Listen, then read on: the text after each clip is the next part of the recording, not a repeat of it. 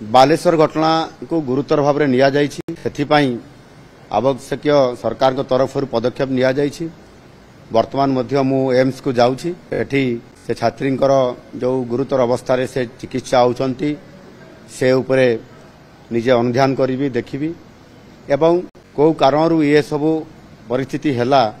ता उपरे तदंत कमिटी आम उच्च शिक्षा विभाग तरफ रिपोर्ट तुरंत आसीबो एवं ता उपरे निश्चित भाव में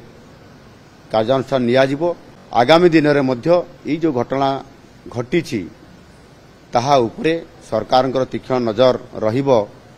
जे भविष्यत रे विभिन्न कॉलेज मानकरे प्रतिष्ठान मानकरे टेक्निकल कॉलेज हो किंबा जनरल कॉलेज हो जोटी तो साधारण भाव में कोठी रैगिंग हुए कोठी सेक्सुअल हारासमेंट करा जाए ये प्रकार जो घटना घटुची ताहा उपरे स्वतंत्र भाव में सरकार गुरुत्वपूर्ण याकू एक प्रसंग हिसाब रे नहीं आगामी दिन में ये घटना केमती न घटिबो ताहा उपरे मध्य स्वतंत्र भाव में उच्च स्तरीय या उपरे तदंत करी